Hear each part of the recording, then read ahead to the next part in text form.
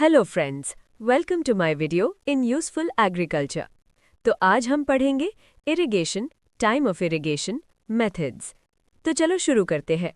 Irrigation, सिंचाई। Irrigation का मतलब है मिट्टी में आर्टिफिशियल तरीके से पानी देना। पौधों के लिए पानी की इम्पोर्टेंस। पौधों में 90% पानी होता है जो उन्हें टर्जिडिटी यानी कड़कपन देता है और उन्हें सीधा खड़ा रखने में मदद करता है। पानी प्रोटोप्लाज्म का एक बहुत ज़रूरी हिस्सा है। ये प्लांट सिस्टम के टेम्परेचर को रेगुलेट करता है। ये ट्रांसपिरेशन की ज़रूरतों को पूरा करने के लिए ज़रूरी है। मिट्टी में मौजूद न्यूट्रिएंट्स को घोलने के लिए ये एक मीडियम की तरह काम करता है। फोटोसिंथेसिस की प्रोसेस में पानी एक इम्पॉर्टेंट इंग्रेडिएंट है। सिंचाई का समय। फसलें मिट्टी में जमा नमी या मॉइस्चर से पानी खींचती हैं। कम नमी। जब मिट्टी में नमी बहुत कम हो जाती है तो पौधों को पानी चाहिए होता है। ज़्यादा नमी। जब मिट्टी में ज़रूरत से ज़्यादा पानी भर दिया जाता है। Optimum soil moisture. ये वो सही लेवल है जहां पौधों की ग्रोथ अच्छी होती है। इसकी अपर लिमिट को फील्ड कैपेसिटी कहते हैं। यहाँ सारे मैक्रो और माइक्रोपोर्स पानी से भरे होते हैं। तकरीबन 48 घंटों में मैक्रोपोर्स का पानी बहकर नीचे चला जाता है और सिर्फ माइक्रोपोर्स का पानी पौधों के लिए बचता है। इसकी लोअर लिमिट विल्टिंग पॉइंट से ठीक ऊपर होती है। सिंचाई का मकसद मिट्टी में नमी को इन दोनों लिमिट्स के बीच बनाए रखना है। विल्टिंग, मुरझाना। जैसे जैसे इवापोरेशन और ट्रांसपिरेशन से पानी कम होता है, मिट्टी सूखने लगती है। अगर ये कंडीशन जारी रही तो पौधा बिना मरे मुरझाने लगता है। इसे विल्टिंग कोएफिशिएंट कहते हैं। जब भी पौधों को पानी की ज़रूरत हो, सिंचाई कर देनी चाहिए। इरिगेशन के तरीके, मेथड्स। मुख्य रूप से 3 तरीके हैं। सरफेस यानी सतह पर, सब सरफेस यानी ज़मीन के नीचे, प्रेशराइज्ड इरिगेशन यानी दबाव के साथ जैसे ड्रिप या स्प्रिंकलर। सिंचाई का तरीका चुनने का क्राइटेरिया। पानी का सोर्स क्या है, ज़मीन की ढलान कैसी है, कितना पानी डालना है, कौन सी फसल है, खेती करने का तरीका क्या है।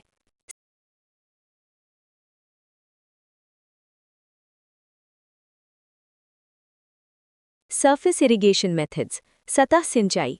ये सबसे पुराना तरीका है, करीब 4000 साल पुराना, और दुनिया की 90% सिंचाई इसी से होती है। कहाँ सही है? जहाँ पानी सोखने की रफ्तार यानी इन्फिल्ट्रेशन रेट कम से कम हो और ज़मीन समतल यानी लेवल्ड हो। 2 से 3% ढलान। इसमें मेहनत ज़्यादा लगती है। इसे 3 हिस्सों में बांटा गया है। 1 border, 2 check basin, 3 furrow irrigation. Check basin ये सबसे कॉमन तरीका है जिसमें 2 टाइप होते हैं।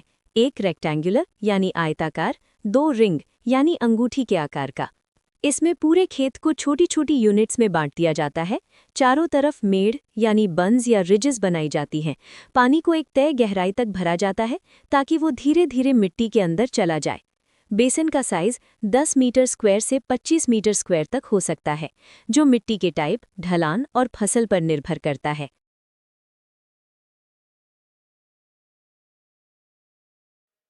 प्रेशर रिलीफ वाल्व्स, रेगुलेटर्स या बाईपास अरेंजमेंट।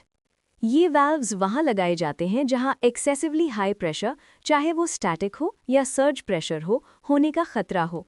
महंगे प्रेशर रिलीफ वाल्व्स के बजाय बाईपास अरेंजमेंट एक सस्ता और आसान तरीका है जिससे हाई प्रेशर की समस्याओं से बचा जा सकता है। चेक वाल्व्स या non return valves, NRV।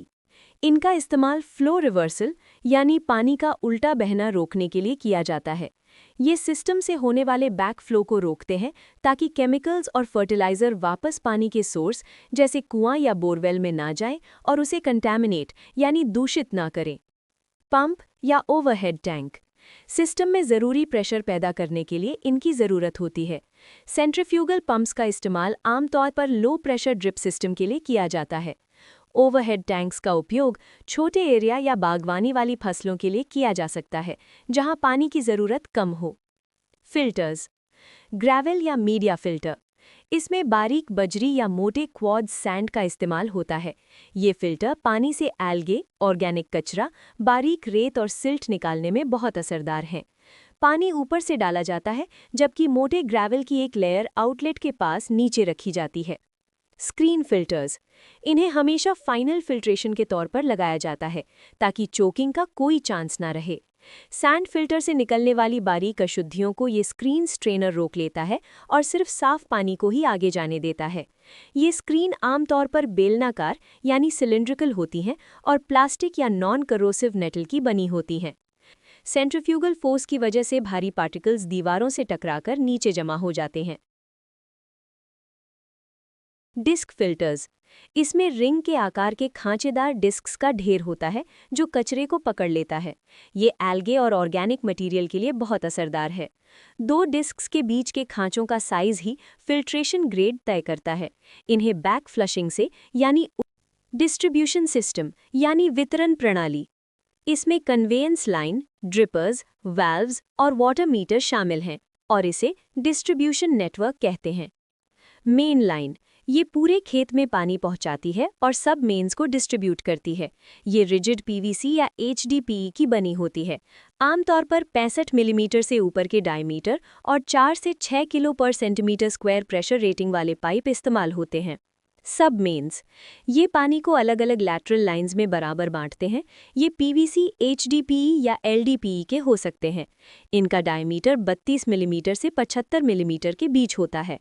Laterals, ये पाइप ड्रिपर्स की मदद से पूरी लंबाई में एक समान पानी पहुंचाते हैं। ये एलडीपीई से बने होते हैं। आमतौर पर 10, 12 और 16 मिलीमीटर के पाइप इस्तेमाल किए जाते हैं, जिनकी मोटाई 1 से 3 मिलीमीटर होती है। 4. एमिटर्स या drippers.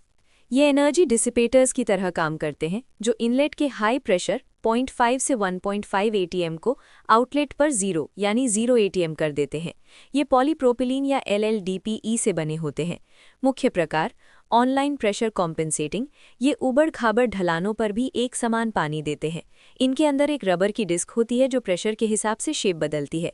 Online non pressure compensating, इनमें प्रेशर बदलने पर पानी का बहाव यानी डिस्चार्ज भी बदल जाता है। इनमें ऊर्जा कम करने के लिए जिगजैग पाथ या वॉटेक्स का इस्तेमाल होता है। इनलाइन रिपर्स, ये पाइप के अंदर ही फिट होते हैं। ये कटार वाली फसलों के लिए बेस्ट है और चोकिंग रोकने के लिए इनमें चौड़े रास्ते होते हैं। अन्य एडजस्टेबल डिस्चार्ज, वॉटेक्स टाइप और micro tubing 1 to 4 millimetre. Installation और ऑपरेशन यानी सिस्टम लगाना और चलाना। ड्रिप सिस्टम लगाने के 3 स्टेज हैं। हेड इक्विपमेंट्स की फिटिंग, मेन्स और सब मेन्स को जोड़ना, लैटरल्स और ड्रिपर्स को बिछाना। हेड इक्विपमेंट्स लगाना, एल्बोज और बेंस का कम से कम इस्तेमाल करें। बैकवॉश का अरेंजमेंट किसान की सुविधा के अनुसार हो। सैंड फिल्टर के लिए सीमेंट का ठोस फाउंडेशन बनाएं ताकि वाइब्रेशन से वो गिरे नहीं। लीकेज रोकने के लिए जोड़ों पर एम-सील का इस्तेमाल करें। फिल्टर के इनलेट और आउटलेट पर प्रेशर गॉजेस जरूर लगाएं। मेन्स और सब मेन्स को जोड़ना, इन्हें 30 से 45 सेंटीमीटर की गहराई में दबाना चाहिए ताकि खेती के काम इंटरकल्टिवेशन के दौरान पाइप ना टूटे। पाइप फिट करने से पहले मिट्टी साफ कर लें और सॉल्वेंट सीमेंट का इस्तेमाल करें। ढलान की तरफ फ्लश वाल्व जरूर लगाएं। ड्रिलिंग करते समय दबाव एक समान रखें ताकि छेद गोल और स्मूथ हो। लैटरल्स और ड्रिपर्स बिछाना, पाइप में पहले पानी चलाकर उसे फ्लश करें ताकि वो फूल जाए, इससे पंचिंग आसान हो जाती है। ड्रिपर की पोजीशन मिट्टी, पानी की रिपोर्ट और गर्मियों में पानी की ज़रूरत के हिसाब से तय करें। पंचिंग हमेशा सबमेन की तरफ से शुरू करनी चाहिए। स्टैंडर्ड प्रोसीजर यानी सिस्टम चेक करने का तरीका, पंप स्टार्ट करें और फिल्टर्स को फ्लश करें। सिस्टम को 10 मिनट तक चलने दें। इनलेट और आउटलेट का प्रेशर नोट करें। 36 सेकंड तक पानी इकट्ठा करके उसका वॉल्यूम यानी डिस्चार्ज चेक करें। स्प्रिंकलर इरिगेशन यानी फव्वारा सिंचाई, इसमें पानी को हवा में स्प्रे किया जाता है जो ज़मीन पर बारिश की तरह गिरता है। एडवांटेजेस यानी फायदे, नालियां बनाने की ज़रूरत नहीं पड़ती। भारी चिकनी मिट्टी को छोड़कर सभी मिट्टी के लिए सही है। जहां पौधों की संख्या बहुत ज़्यादा हो वहां ये बेस्ट है। पानी की बचत होती है और पैदावार बढ़ती है। सिस्टम को आसानी से एक जगह से दूसरी जगह ले जा सकते हैं। मोबिलिटी, घुलनशील खाद का इस्तेमाल आसान है। क्रॉप रिस्पॉन्स, भारत में रिसर्च से पता चला है कि स्प्रिंकलर से 16 से 70% तक पानी की बचत होती है। स्प्रिंकलर सिस्टम्स का वर्गीकरण यानी क्लासिफिकेशन। ए, स्प्रे के आधार पर। रोटेटिंग हेड, इसमें पाइप पर नोजल लगे होते हैं जो घूमकर पानी छिड़कते हैं। इन्हें फसल की ऊंचाई के हिसाब से ऊपर भी लगाया जा सकता है। परफोरेटेड पाइप, पाइप में ही छोटे छेद या नोजल होते हैं। ये कम प्रेशर यानी 1 किलोग्राम पर सेंटीमीटर स्क्वायर पर काम करता है। बी, पोर्टेबिलिटी के आधार पर। पोर्टेबल, पंप और पाइप सब कुछ शिफ्ट किया जा सकता है। सेमी पोर्टेबल, पानी का सोर्स और पंप फिक्स होता है, बाकी सब पोर्टेबल। सेमी परमानेंट, सिर्फ बाद की पाइप्स पोर्टेबल होती हैं। सॉलिड सेट, खेत में पूरे सीजन के लिए पाइप्स फिक्स कर दी जाती हैं। परमानेंट, पंप, मेन लाइन और लैटरल्स सब हमेशा के लिए ज़मीन में फिक्स होते हैं। स्प्रिंकलर सिस्टम के कंपोनेंट्स यानी कलपुर्जे, पंप यूनिट प्रेशर के लिए, ट्यूबिंग्स, मेन, सबमेन्स और लैटरल्स, कपलर्स पाइप्स को जोड़ने के लिए, स्प्रिंकलर हेड जो पानी स्प्रे करता है, एक्सेसरीज, वाल्व्स, बेंड्स, प्लग्स और risers. Pumping unit, sprinkler system में पानी को प्रेशर के साथ खेतों में छिड़का जाता है। अगर पानी की सतह 8 मीटर से कम गहराई पर है तो सेंट्रीफ्यूगल पंप का इस्तेमाल होता है।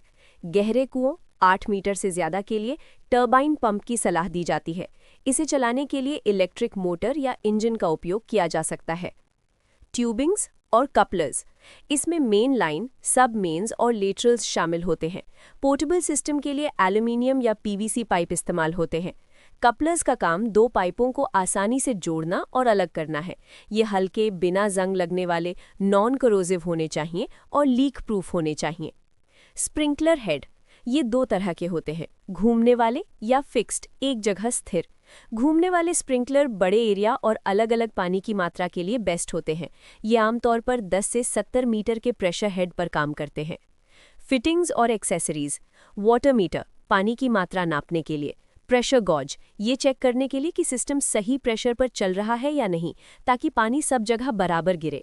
फर्टिलाइजर एप्लीकेटर, घुलनशील खाद को सिस्टम के जरिए देने के लिए, ये काफ़ी सस्ता और आसानी से बनाया जाने वाला उपकरण है। स्प्रिंकलर सिस्टम डिज़ाइन के नियम, मेन लाइन को हमेशा ढलान के ऊपर नीचे की दिशा में बिछाना चाहिए। लेटरल्स को ढलान के आर पार बिछाना चाहिए। पानी का सोर्स खेत के बीच के जितना करीब हो उतना अच्छा है। जहां मिट्टी का प्रकार अलग हो वहां पानी देने की रफ्तार को बदलने की सुविधा होनी चाहिए। कंस्ट्रेंट्स यानी चुनौतियां या सीमाएं, तेज हवा की वजह से पानी बराबर नहीं गिर पाता। हाई टेम्परेचर में इवेपोरेशन लॉस ज़्यादा होता है। इम्पर्मिएबल सॉइल्स के लिए ये सही नहीं है। शुरुआती खर्चा ज़्यादा है। स्प्रिंकलर चलाने के लिए हाई प्रेशर 2.5 kg/cm² चाहिए होता है। माइक्रो स्प्रे और माइक्रो स्प्रिंकलर्स, माइक्रो स्प्रे ये बारीक बूंदों के रूप में पानी छोड़ते हैं। ये रेतीली या पथरीली मिट्टी के लिए बहुत उपयोगी है। माइक्रो स्प्रिंकलर्स ये बागों के लिए बहुत काम के हैं, जहां पेड़ों का फैलाव ज़्यादा होता है। इनका बहाव 20 से 120 लीटर प्रति घंटा तक होता है। रेन गन, ये भारत जैसे उष्णकटिबंधीय जलवायु के लिए बेस्ट है। इसका जेट एडजस्टेबल होता है और ये लंबे समय तक चलता है। फर्टिगेशन यानी फर्टिगेशन, सिंचाई के पानी के साथ खाद देने की प्रक्रिया को फर्टिगेशन कहते हैं। एडवांटेजेस, फायदे, हाथ से खाद डालने की ज़रूरत नहीं पड़ती। खाद की 30 से 40% बचत होती है और ये बराबर मात्रा में बढ़ती है। पी और के ज़मीन की परतों में बेहतर तरीके से पहुंचते हैं। आप डोज को कंट्रोल कर सकते हैं। लिमिटेशंस यानी कमियां, खेत में काम करने वालों के लिए जहरीला हो सकता है। इनसॉल्युबल खाद जैसे सुपर फॉस्फेट इसके लिए सही नहीं है। कुछ खाद पाइप और ड्रिपर में जम सकते हैं जिससे पाइप ब्लॉक हो सकते हैं। फर्टिलाइजर इंजेक्शन के तरीके, मेथड्स, बाईपास प्रेशर टैंक, इसमें एक टैंक में खाद भरकर उसे मेन लाइन से जोड़ दिया जाता है। प्रेशर के अंतर की वजह से पानी टैंक से होकर खाद को साथ ले जाता है। वेंचुरी इंजेक्टर, ये सबसे सस्ता और आसान तरीका है। पाइप में एक संकरा रास्ता बनाया जाता है जो वैक्यूम पैदा करता है और खाद को खुद ब खुद खींच लेता है। डायरेक्ट इंजेक्शन सिस्टम, इसमें एक अलग पंप का इस्तेमाल खाद को पाइप में डालने के लिए किया जाता है। हाइड्रोलिक पंप सबसे अच्छा है क्योंकि ये पानी के प्रेशर से ही चलता है और